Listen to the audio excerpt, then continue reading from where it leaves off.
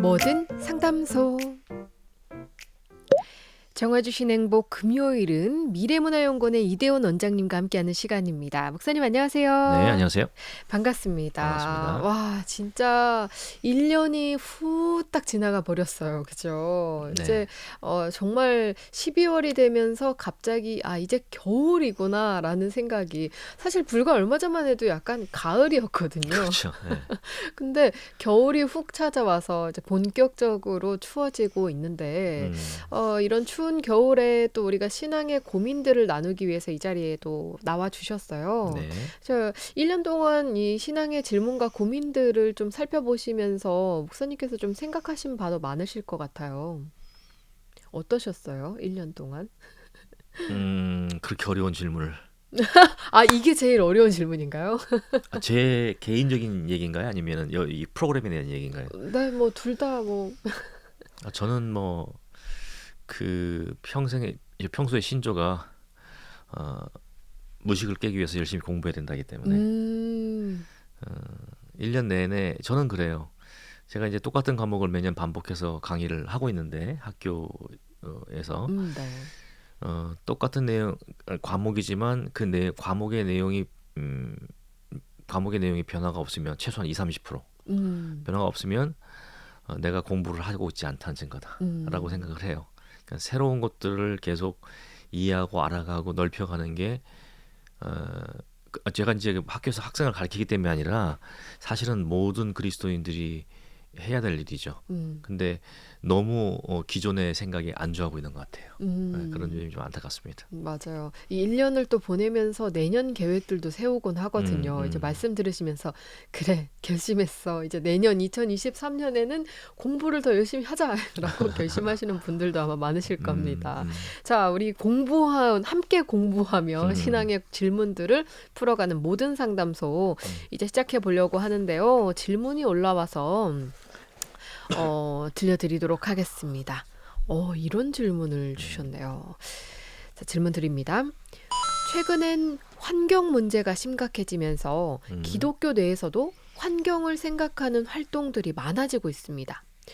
그런데 저는 옛날 사람이라 그런지 그런 것보단 교회가 말씀과 예배를 더 집중했으면 하는 마음이 커요. 음, 물론 환경도 중요한 일이지만 그런 음, 일은 전문적으로 하는 곳들이 많은데 교회는 예배를 더 중점적으로 드리는 게 옳지 않을까요?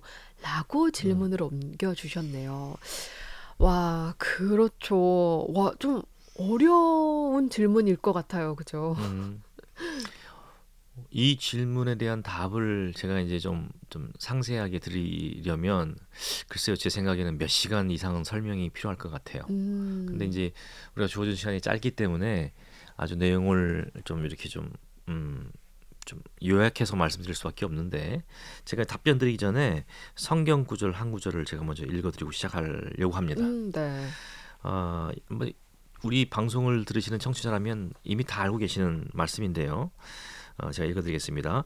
우리가 지금은 거울로 보는 것 같이 희미하나 그때는 얼굴과 얼굴을 대하여 볼 것이요.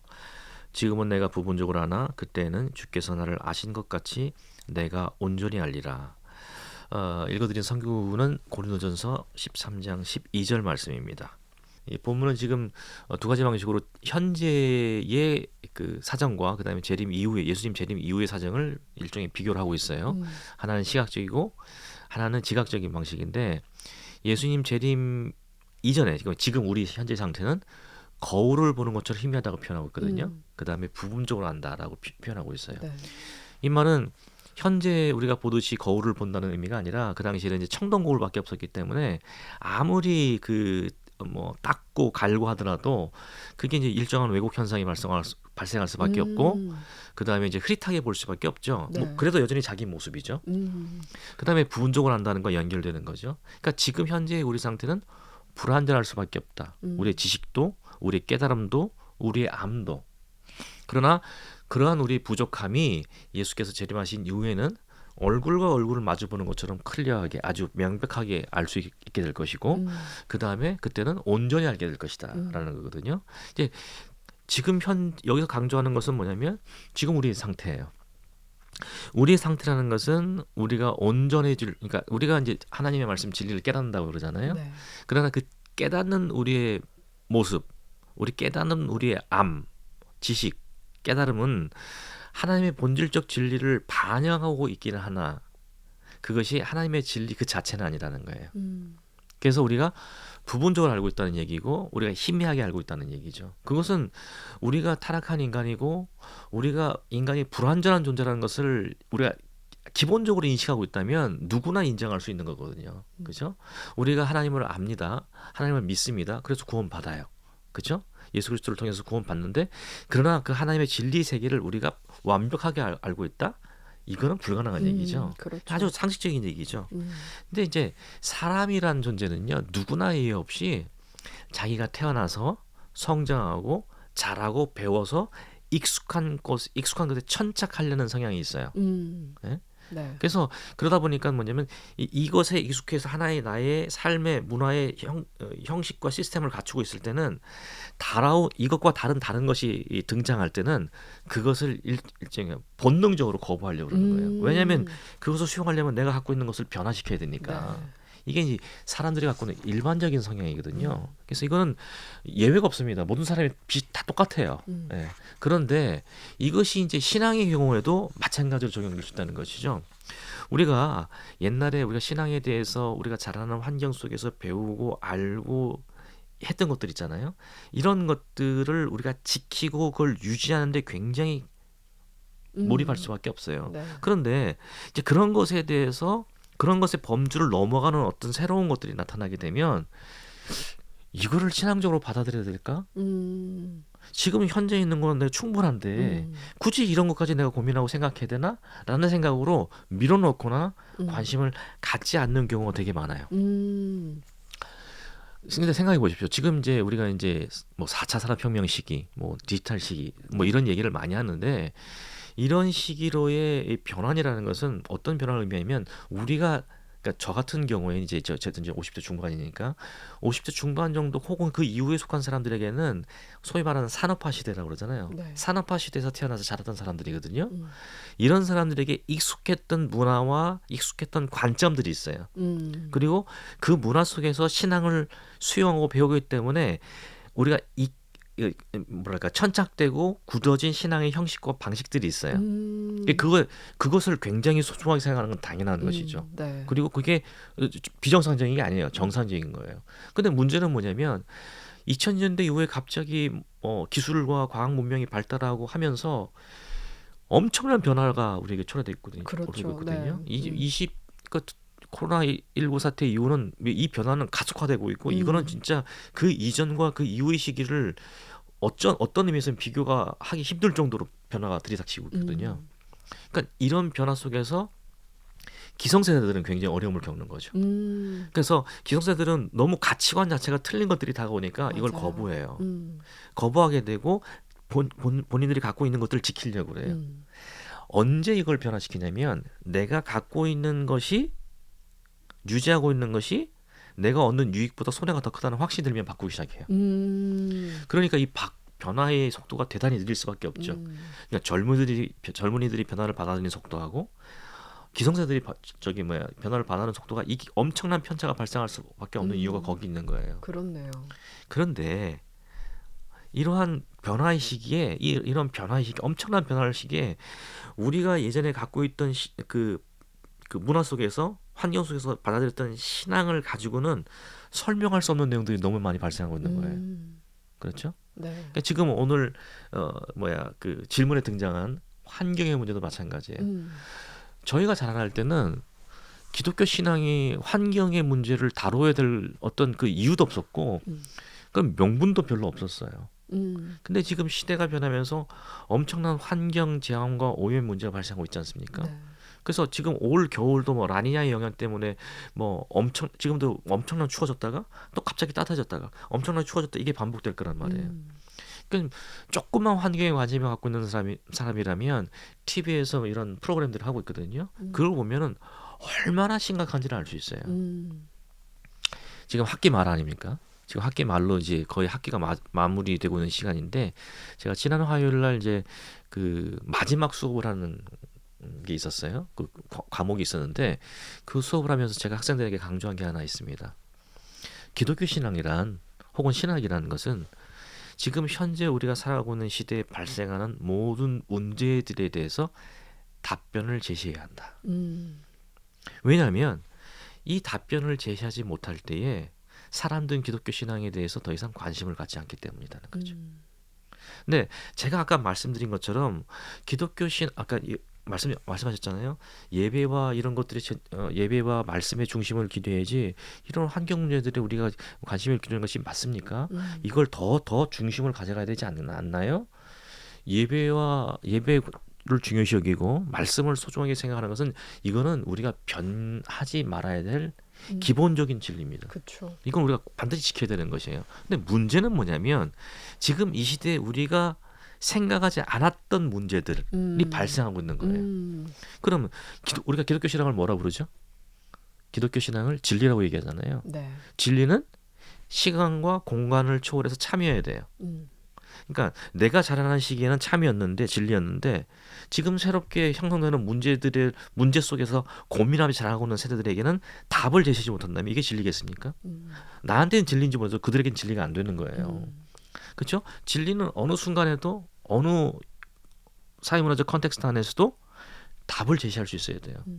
그러니까 우리가 그 진리를 수용하고 있는 가지고 있는 사람들로서 그리스도인들로서 새로운 문제들, 새로운 고민들에 대해서 성경과 신앙에 기반한 답변을 제시할 수 있어야 되는 거죠. 그것이 저는 중요한 신학과 신앙의 기능이라고 생각하거든요. 이게 선교적으로 대단히 중요하다는 거죠. 네.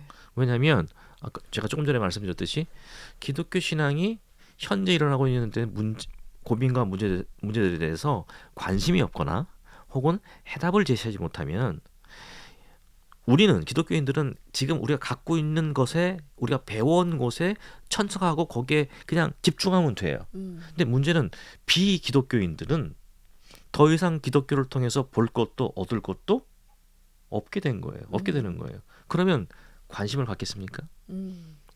우리가 이제 우리가 신앙에 그러니까 우리가 이제 선교하기 전에 그 선교적 가교란 말을 쓰거든요. 그러니까 선교를 위해서는 비기독교 영역과 기독교 영역 간에 다리를 놓아야 된다는 거예요. 다리를 놓아야 된다는 거예요. 네. 이 다리를 놓는 작업을 뭘 통해서 할 수 있냐면 우리와 저들이 갖고 있는 공통 관심사를 통해서 다리를 놓을 수 있는 거예요. 거기가 출발점이에요. 근데 지금 우리가 지금 이 시대 가장 큰 핫 이슈 중에 하나는 이 환경 문제에 대해서 어떤 답변도 못 한다면 어떤 대안도 갖고 있지 않다면 어떤 방법도 제시하고 있지 못한다면 저 사람들은 우리가 뭐 아까 말씀드린 다리를 놓을 수 있는 다리가 없는 거예요. 그러니까 복음을 전달할 통로 자체가 없는 거예요.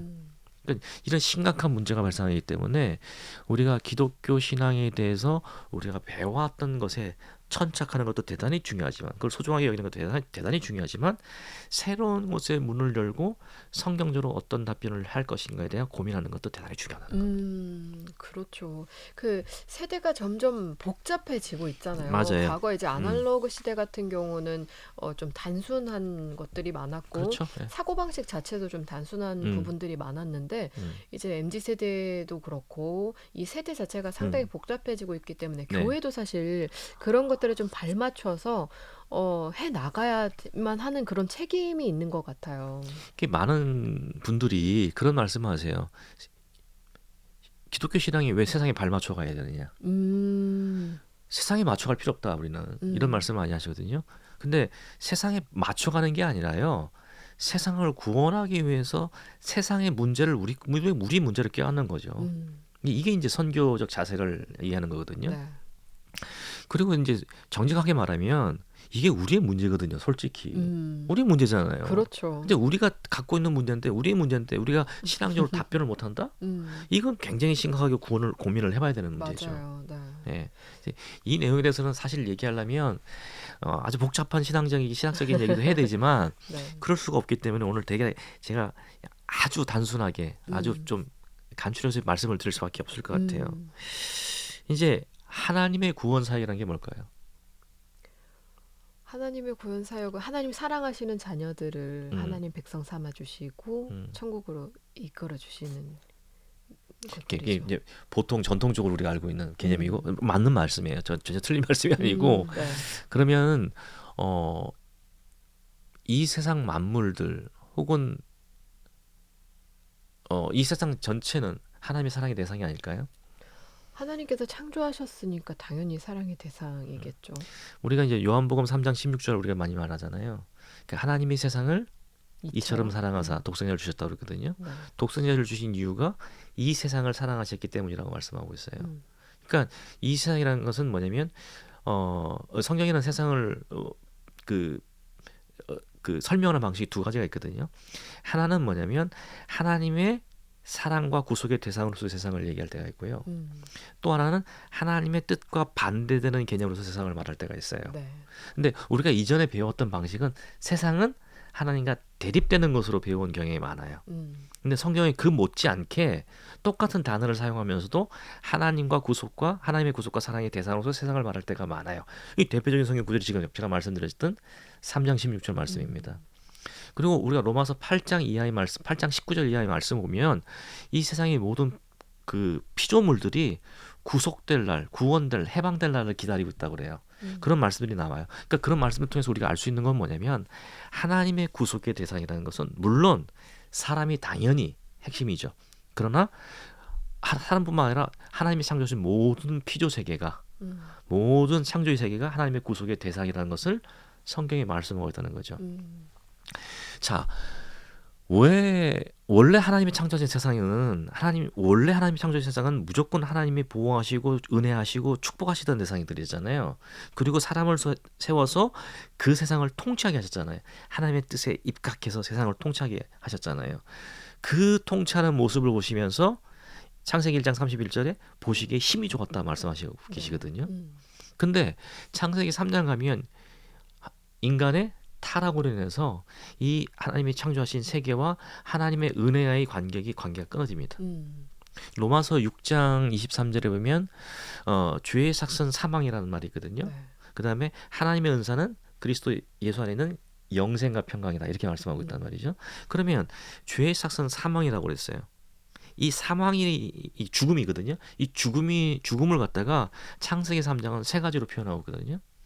하나는 뭐냐면 인간이 선악과를 먹으면서 하나님의 통치를 거부하죠. 네.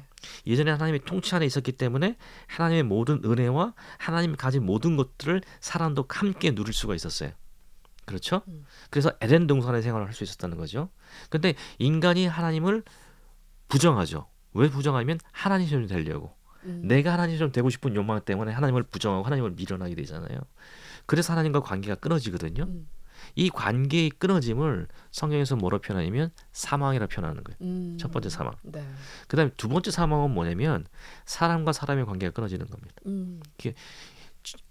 내 살 중에 살이요 내 뼈 중에 뼈라고 말했던 그 대상을 이제 죄를 전가시키는 대상, 책임을 전가시키는 대상, 그 다음에 나와 분리시키는 대상으로 밀어내버려요.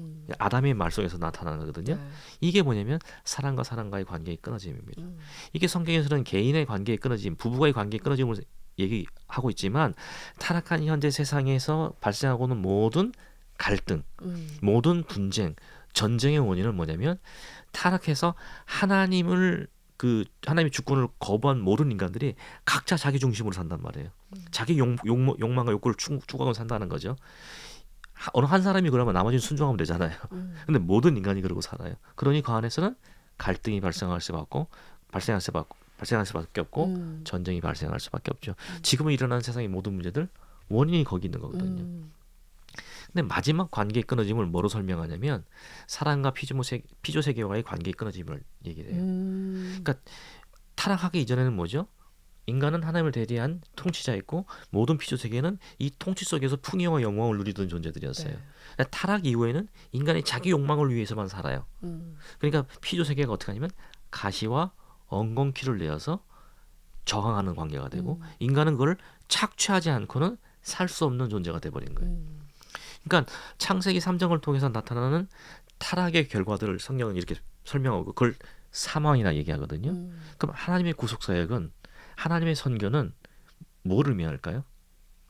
그 사망에서 다시 생명으로 옮기는 그렇죠. 것이죠. 맞아요. 그러니까 그 내용을 좀 더 구체적으로 말하면 인간의 타락으로 인해서 끊어진 이 세 가지 관계를 다시 회복하는 회복시키는 거. 것. 다시 하나님의 통치 아래로 회복시키는 거죠. 음, 자, 그러면 이렇게 설명할 수 있죠. 근데 우리 기존에 우리가 갖고 있던 신앙의 영역에 있는 분들은 대다수가 뭐냐면 사람과 하나님의 관계를 회복시키는 것에 천착해 왔어요. 음, 그것이 기독교 신앙의 모든 것으로 생각해 오는 경향이 많았어요. 음, 그래서 전도와 선교의 내용도 다 거기에 집중돼 있었어요. 좀 부분적으로 확장된 것이 사람과 관계로 회복되는 것까지 좀 펼쳐지기는 하지만 음, 첫 번째 것에 종속되어 있는 의미에서의 음, 방법론으로서의 어떤 그 두 번째 문제를 음, 다루며 있었지 이것도 본질적으로 다룬 적이 없어요. 음, 그런데 성경이 지금 말씀하시는 하나님의 선교 사역, 하나님의 구속 사역은 사실은 하나님과의 관계가 회복된 첫 번째 관계가 회복된 그래서 생명을 가지고 있는 자들이 이 생명을 어떻게 해요? 사람과의 관계를 회복시키는 일, 그다음 사람과 만물과의 관계를 회복시키는 일까지 하도록 음, 하도록 하시는 것이 하나님의 구속 사역의 내용이거든요. 음. 그렇다면 조금 전에 우리가 이제 질문에서 나왔던 이 환경 문제는 어디에 속할까요? 3번에 세 번에 속하겠죠. 속하는 거예요. 세 번에. 그렇죠? 그러니까 그러니까 성경이 말씀하는 구속 사역의 내용에 이 환경의 문제가 포함되어 있는 거예요. 지난 100여 년 동안 인간이 어, 자기의 욕구와 욕망을 충족시키기 위해서 자연을 얼마나 희생시켜 왔고 그 다음에 지금도 희생시키고 있습니까? 이산화탄소가 때문에 지구 온난화 발생해갖고 2040년까지 지구가 100년, 150년 전보다 2도가 상승하게 되고 그로 인해서 나타날 환경의 재앙은 어마어마하고 지금 이미 태평양 연안에 있는 국가들은 잠기고 있어요. 바닷속에 잠기고 있단 말이에요. 해수면 상승하니까. 그렇죠. 네. 그린랜드에 그 있는 빙하가 녹고 있고 그 다음에 지금 북극 빙하, 남극 빙하가 녹고 있단 말이에요. 그러면서 남극 빙하가 녹으면 제가 들은 바로는 제가 정확하게 모르겠어요. 기억이 맞는데 해수면이 7m인가 상승을 해요. 그럼 지금 대한민국 전 국토의 5% 이상이 바다가 되는 거예요. 지금 우리가 대도시로 부산, 서울 잠깁니다. 인천 잠겨요. 네. 그러니까 이런 환경 재앙이 발생하고 있는 거죠. 이게 뭐의 결과예요? 인간의 욕구와 욕망. 그러니까 무조갱이라 표현하죠. 이게 뭐 구멍이 안 메꿔져 인간의 욕심이라는 것은 그 욕구를 실천하는 과정에서 자연을 희생시킨 결과거든요. 이것이 결국은 뭐의 결과라고요? 죄의 결과예요. 그러니 이 환경 문제가 어떻게 기독교적인 신앙의 영역에 포함이 안 되겠습니까? 그렇죠? 그래서 오해 없으시기 바라요. 말씀과 예배 너무 중요합니다. 이건 우리가 절대로 그러니까 순교를 각오하고라도 지켜져야 할 영역이에요. 그렇죠. 그런데 그것이 전부이기 때문에 나머지는 우리가 신경 쓰지 않아도 된다는 것은 전혀 성경이 그러니까 그렇게 소중하게 생각하는 말씀이 말씀하고 있는 내용이 아니에요. 맞아요. 이 예배라는 것은 어떻게 보면은 우리가 요한계시록에 아마 19장인가 20장이 정확히 잘 모르겠는데 그러면 열방과 열국과 만국 모든 언어가 모여서 하나님을 찬양하는 장면이 나옵니다. 이게 뭘 의미하는 걸까요? 우리는 이 피조 세계 전체가 하나님을 향해 찬양하는 거예요. 새 하늘과 새 땅이요. 이것을 성경은 말하고 있거든요. 이것은 뭐냐면 우리가 사람만 그다음에 그 사람 중에서 기독교인만 이라는 식의 천착. 그래서 울타리 쌓아놓고 교회 안에만 이라고 말할 때는 절대로 이룰 수 없는 것들이에요. 어떻게 보면 정말로 우리가 성경을 이해하고 성경을 돌아가려 한다면 기독교인으로서 우리의 책임과 책무는요 훨씬 더 많아져요. 훨씬 더 그렇죠. 확장됩니다. 맞아요. 거기에 대한 부담감이 있는 걸 알아요. 그러나 하나님께서는 우리에게 모든 걸 하라 말씀하시지 않고 우리에게 보내심 받은 곳에서 우리에게 보이고 우리에게 우리 삶의 영역에 들어와 있는 것들에 충실할 것만을 요구하십니다. 최선을 다할 것만 요구하세요. 우리에게 완전을 요구하진 않으세요. 그렇기 때문에 오늘 질문한 내용 중에서 제가 굉장히 짧게 말씀드렸지만 예배, 말씀 소중합니다. 그러나 오늘 우리가 환경의 문제도 우리 신앙의 영역으로 갖고 들어와서 우리가 함께 이것을 수용해내지 않으면 더 이상 우리가 지금 우리 교회를 둘러싸고 기독교인을 둘러싸고 있는 세상의 고민과 갈등 어려움들에 대한 성경적 진리를 제시할 수가 없게 돼요. 그건 우리의 영역이 아니라고 고개짓을 할 테니까요. 근데 성경은 분명하게 엄격하게 그것이 우리의 일이라고 말씀하고 계신 거죠. 네. 이걸 우리가 좀 이해할 필요가 있겠습니다. 네. 말씀을 듣고 보니까 정말 사실 저희 그리스도인의 책임이라는 것이 있는데 책임을 회피하고 나만을 위한 신앙생활을 하는 거는 결코 하나님이 기뻐하시는 일이 아니거든요. 그렇죠. 그래서 저는 개인적으로 이제 말씀을 들으면서 우리의 신앙과 삶이 별개가 아니잖아요. 그렇죠. 근데 이 환경 문제 같은 경우도 우리의 이미 직결된 삶의 피부로 와닿는 삶의 문제예요. 맞아요. 그래서 이런 삶의 문제를 또한 기도함으로 또 여러모로 우리가 할 수 있는 방향으로 힘쓴다면은 그것 또한 하나님께 드려지는 예배가 될 수 있다. 그런 마음을 가집니다. 말씀하신 것처럼 기본적으로 네. 예배와 말씀과 찬양은 뭐 저희가 교회 안에서 당연히 해야 될 일이고 그런 것에도 우리가 관심을 가지는 거 정말 필요한 일입니다. 그럼요. 기독교가 기독교 진리에 입각한 어떤 그 답변을 제시하지 못하면요. 지금 세상에서 철학이나 이쪽에서 있는 분들은 진짜 우리가 상상을 뛰어넘는 방식으로 새로운 주장들을 펼치고 있거든요. 제가 이제 그런 쪽에 관심이 있어서 좀 제가 개인적으로 연구를 하고 있는데 그런 모습들이 엄청나게 들어오기 때문에 기독교가 답변을 제시하지만 이들이 그 답으로 덮어버려요. 그러니까 진리 자리를 뺏기게 된단 말이에요. 그렇죠. 그러니까 기독교인들이 눈을 떠서 깨어서 답을 제시할 수 있어야 됩니다. 네. 더 많이 공부해야 되죠. 예, 역시 마무리는 열심히 공부하고 네, 깨어서 기도합시다. 그러니까 공부하는 게 어느 특정한 사람들의 임무만이 아니에요. 모든 그리스도인들이 해야 되는 일이에요. 네. 자기 자신의 삶의 자리에서 바른 신앙생활을 하기 위해서.